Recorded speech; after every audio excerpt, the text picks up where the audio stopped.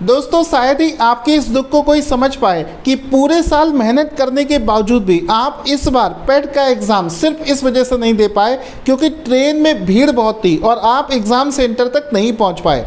दोस्तों ये दुख इतना ज़्यादा है कि इवन आपके फैमिली मेम्बर्स भी आपके इस दुख को रियलाइज़ नहीं कर सकते। इस दुख को सिर्फ वही लोग फील कर सकते हैं जिन्होंने सभी त्यौहार छोड़ दिए, ना होली मनाई ना दीपावली मनाई, सिर्फ तैयारी में लगे रहे। इसके बावजूद भी वो इस एग्ज़ाम को नहीं दे पाए।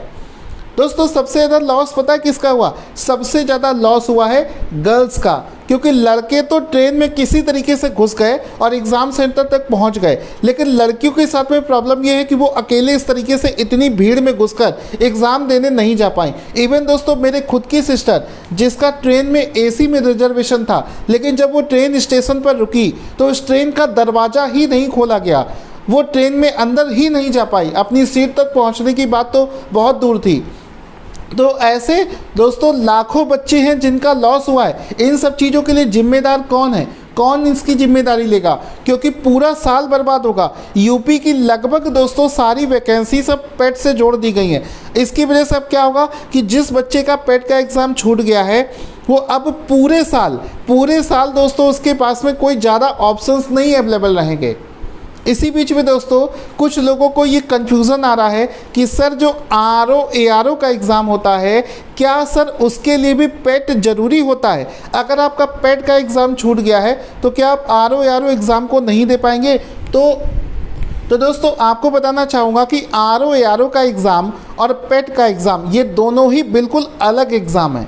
अगर आपका पेट का एग्ज़ाम छूट भी गया है तो भी आप ARO का एग्ज़ाम दे सकते हैं, दोनों का कोई रिलेशन नहीं।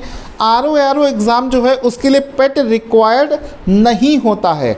इस वजह से दोस्तों नवंबर और दिसंबर में ये वैकेंसी आने वाली है।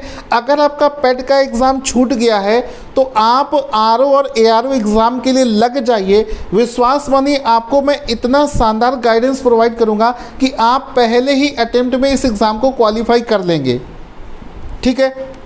दूसरी चीज़ दोस्तों आपको बताना चाहूँगा कि आपको लॉस कितना हुआ है। देखो UPSSC का एग्ज़ाम छूटने का मतलब है कि आपको बहुत सारे अपॉर्चुनिटीज़ मिस तो होने ही हैं।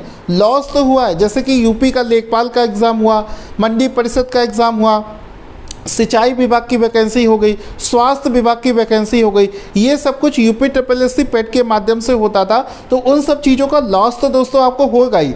यानी कि पिछले साल एक और एग्ज़ाम था लोअर PCS का एग्ज़ाम। लोअर PCS की भी कुछ वैकेंसीज पिछले साल पेट के थ्रू भरी गई थी, तो इस बार भी लोअर PCS की जो कुछ वैकेंसी है वो पेट के थ्रू ही भरी जाएगी। तो वो भी लॉस आपको हुआ, यानी कि आप उसको भी नहीं भर पाएंगे। आप सिर्फ एक एग्ज़ाम मुझे सामने दिख रहा है। अगर आप चाहते हो कि आपकी गलती मतलब आपसे ये जो मिस्टेक हुआ है, मतलब जो भी सिचुएशन के हिसाब से गलतियाँ हुई हैं, इसको सुधारने का एक मौका आपको मिलेगा कि आप ARO के एग्ज़ाम की तैयारी में लग जाइए।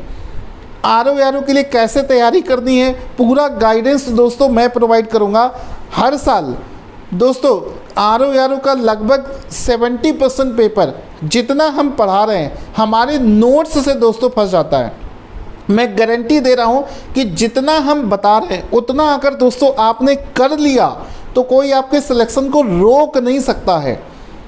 ठीक है, तो आप हमारे बैच में ज्वाइन करने के लिए आप हमें कॉल कर सकते हैं। वीडियो के डिस्क्रिप्शन में हमारा मोबाइल एप्लीकेशन है, उसको डाउनलोड कर सकते हैं। एक और चीज़ बता देना चाहता हूँ कि दोस्तों आपके साथ में ये जो लॉस हुआ है यूपी सरकार की व्यवस्था ना करने की वजह से, सभी स्टूडेंट्स को बताइए कि आप सबका लॉस हुआ है। और ये वीडियो दोस्तों गवर्नमेंट तक ये बात ज़रूर पहुंचनी चाहिए कि आपकी व्यवस्था ना करने की वजह से ना जाने कितने बच्चों के साथ में दोस्तों लॉस हुआ है। Thank you so much guys. जय हिंद।